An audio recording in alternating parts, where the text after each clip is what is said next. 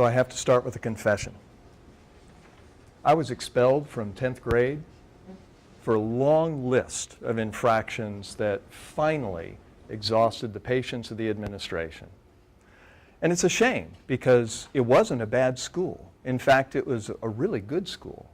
Most of my classmates went to college and the school ranked high in national measures. It wasn't a bad school. It was just traditional and, well, boring, at least to me. Hour after hour, day after day, students like me moved from class to class, subject to subject, with no real connection among them, and certainly no connection to the real world. In fact, the only thing that kept me in school that year was choir. I loved to sing, but I had to have good attendance, so I slogged through seemingly meaningless, interminable days, and I was not engaged. So imagine if I'd attended a school that capitalized on that natural interest. And imagine if the teachers in that school planned together so that the connections among subjects was obvious.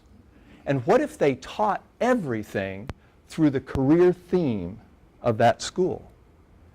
And imagine if the assessments went beyond just paper and pencil tests to include real-life projects and performances, maybe even assessed by industry professionals.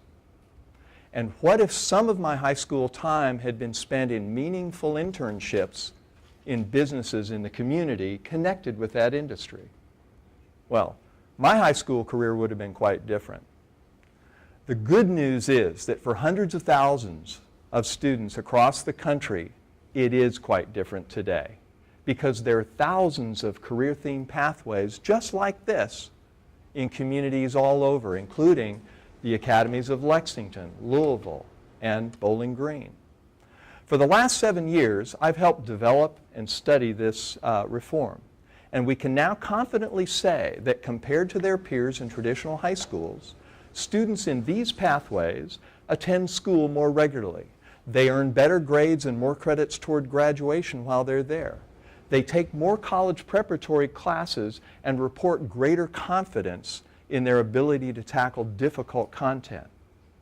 They graduate at higher rates, and they have greater confidence in interacting with adults in professional settings and articulating their ideas in those settings. Studies show that after graduation, whether they went to college or not, these students earn higher salaries than their peers from traditional high schools, and they're more likely to be in jobs that provide good benefits like health insurance, paid vacation, and sick leave. This is all really impressive. But it wouldn't impact some of our most crucial national education goals if it didn't also move the needle on the achievement gap and educational inequalities. But it does. African American students in these pathways attend school at a greater rate, they graduate at higher rates, they earn more credits toward graduation, and they're 12% more likely to attend a 4-year college. English language learners in these schools take more college preparatory courses and are much less likely to drop out of school. Even teachers in these pathways report greater job satisfaction, which results in less turnover, even in schools that traditionally have had difficulty retaining teachers. I've been in secondary education all my adult life, nearly 40 years now. I've seen reforms come and go, and I've developed what I think is a healthy skepticism about them. But I've seen this model in action, and it works.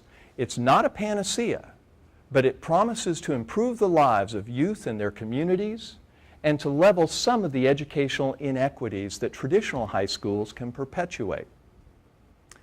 Folks, the 21st century school is here, and it combines rigorous academics, meaningful career technical education, authentic instruction and assessment, and significant work-based learning opportunities. Our next step is to build even stronger partnerships between these schools and their communities, government, community organizations, business and industry, and higher education. So come join us.